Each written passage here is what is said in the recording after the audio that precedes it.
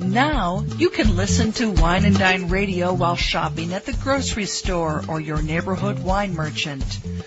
Wine and Dine Radio can be heard using your wireless internet on your cell phone. You're listening to iWineRadio.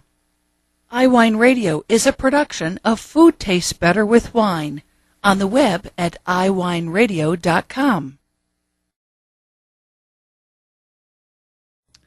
Hey guys, I thank you for listening to iWineRadio, and we are still the only wine channel on iTunes Radio. If you go look under iTunes radio icon and scroll down to News and Talk Directory, and it's listed alphabetically, click on that and the stream comes up immediately. iWineRadio.com, where you can find links to individual guests. And if anyone's interested in advertising or becoming an underwriter or sponsor, please contact us at iWineRadio.com. We really, really appreciate your support. The more support we get, the more conversations I can have with fascinating people around the world, including you. If you have a story to tell that you'd like to share on iWine Radio, go to iWineRadio.com and contact us, and we'll go from there. Hi, I'm Peter Franchot, the Comptroller of the great state of Maryland. I'm independently elected, and among my duties, I regulate the alcohol industry and big supporter of Maryland wine.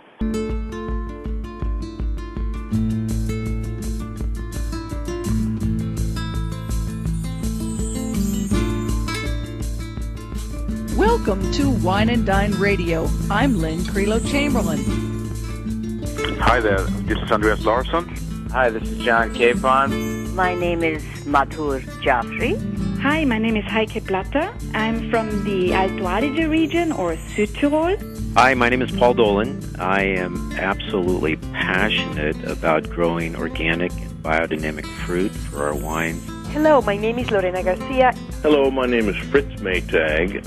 This is Joyce Locke. I'm the author of Foodie Fight. Hi, this is Lydia Mandave, founder of 29 Cosmetics. Cheers, this is Rob Barnett, CEO and founder of VinVillage.com, where wine lovers connect. Here on Wine and Dine, we always talk to guests that I'm sure for many, many people you are dying to get a hold of their wine or their Armagnac or their cognac or whatever.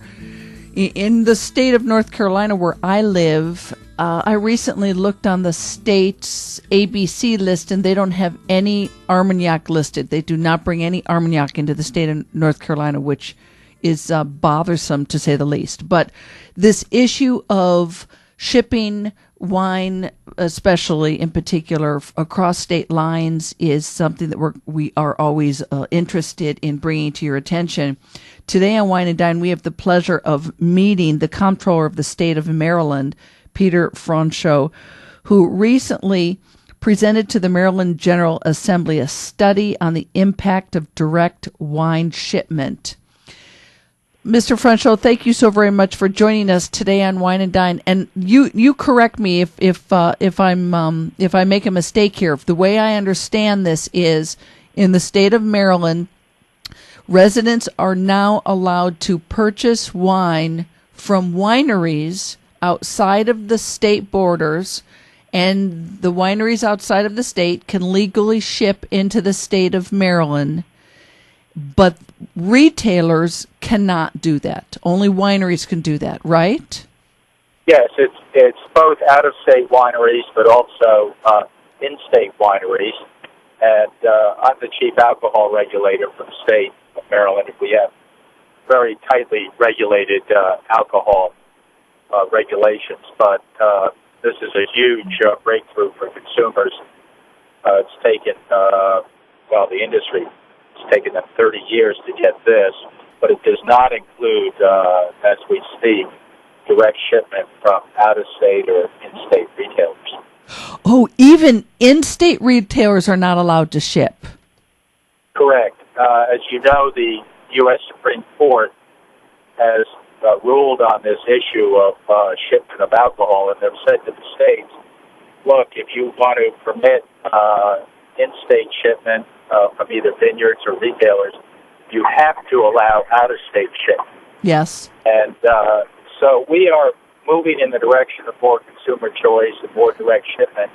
So we have to, in Maryland, we have to walk before we run. Okay. So the first step is what we have very successfully implemented, which is direct shipment for out-of-state and in-state wineries to retail customers.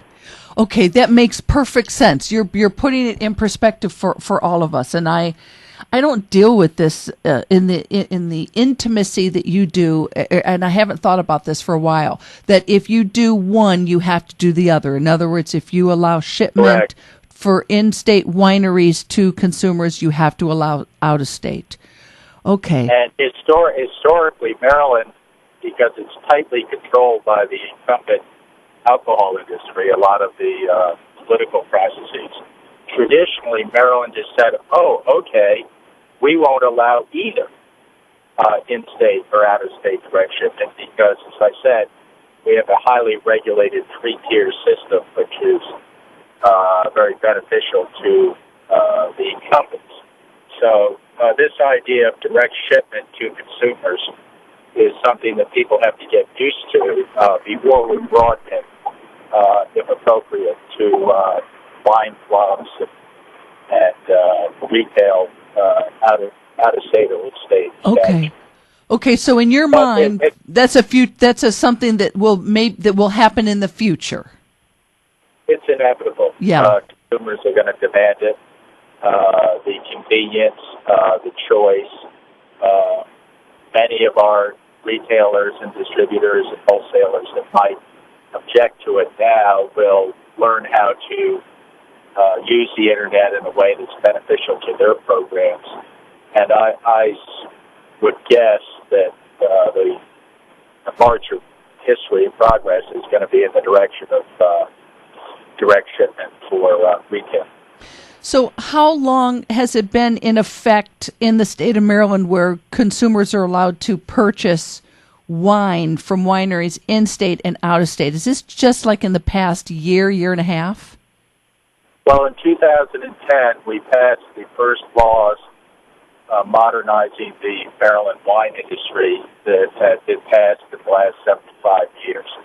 In totally prohibition-era regulation. Yeah. And mistreatment, frankly, of wineries. We cleaned that up with a statewide bill that modernized the regulation of these vineyards. And as a result, we've gone from 20 vineyards to about 60. Really? Yes, and it's, I would just put in a plug, there is some world-class wine being produced in the state of Maryland. I know to your listeners who are very sophisticated enophiles that that's somewhat of a contradiction in terms, good wine from Maryland, but I promise you, if you try something like Black Angle from Frederick, Maryland, it will, their wines compete very favorably with the best wines produced in California, Oregon, elsewhere around the country. I believe it. I mean... it's going to happen because, you get the right soil conditions, you get the right expertise.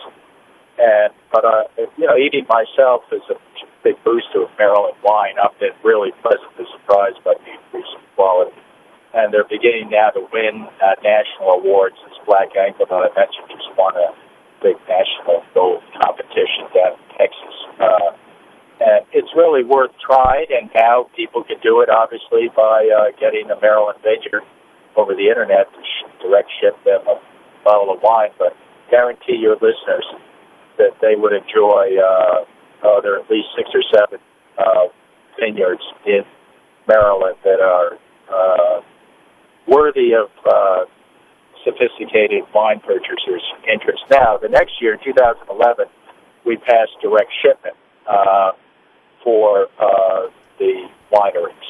And I emphasized that for 70 or 75 years, we had no changes, no real modernization law in Maryland that would promote wines. And so these are two significant developments. The report you mentioned is a summary of the impact of the direct ship legislation and implementation. And the report was very favorable. It said that the formal criticisms, i.e. it will create access to underage drinking, etc., were simply not based in fact, and it's been implemented very smoothly. It's proved to be very beneficial economically to both the state of Maryland and the in-state vineyards, and since over 650 out-of-state vineyards have purchased licenses from us to do direct shipment under our law, I assume it's beneficial to them. You say over 650 wineries have purchased licenses to ship into Maryland? Correct. We Wow. are, as a state, Maryland has the number one spending power of any state on a per capita basis in the country. We have more, and we on a family basis, we have the highest family income of any state. I'm not talking hypotheticals.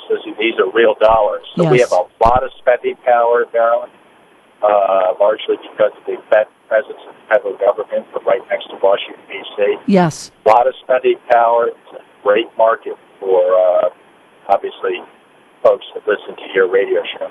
Wow. That is so cool. Can someone in your office email me with contacts of Maryland wineries that you mentioned? I would love to interview a couple of them. That'd be fabulous. I'd love to do that. I probably stubbed my toe there by promoting an individual figure, but I'm just trying to make the point that the mindset that people have that Maryland's a neophyte state and the wine is pretty unsophisticated. Yeah. Boy, has that changed in the last couple of years. Wow. Have you lived your entire life in Maryland? Oh, no, I'm a Yankee from New England. I grew up in Rhode Island. Okay. And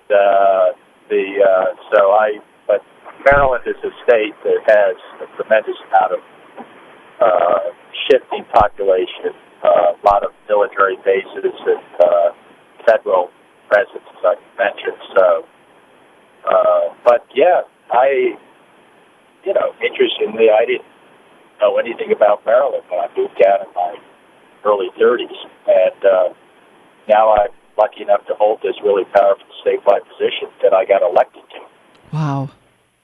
One last the key thing in this alcohol regulation, in my opinion, is to have public officials that are regulating the alcohol industry, have them be elected officials. Because what happens when the bureaucracy is totally in control sometimes is not beneficial for consumers. And this is one instance where, regardless of what you think about politicians, you want folks that are responsive to consumers and the public running these agencies. I couldn't agree more with you. We thank you so very much for your time today on Wine and Dine. You've set the record straight, and it's an emotionally charged issue, but what you're doing in Maryland is really quite wonderful. As you say, walking before you run. Thank you very much, Peter Franchot. Thank you. Come and visit. We will indeed, and we will have links up for you to learn more. You're listening to Wine and Dine.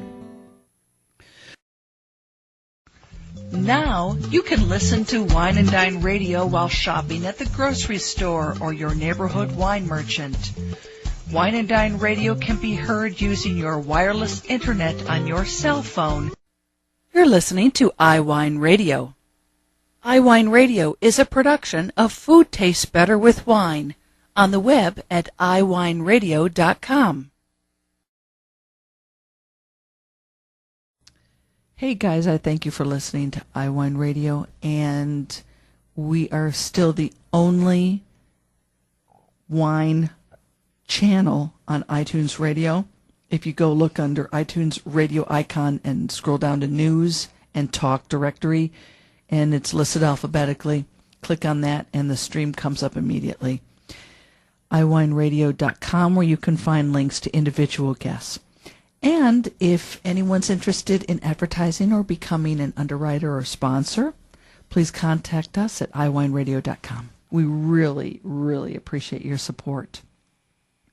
The more support we get, the more conversations I can have with fascinating people around the world, including you. If you have a story to tell that you'd like to share on iWine Radio, go to iWineRadio.com and contact us, and we'll go from there.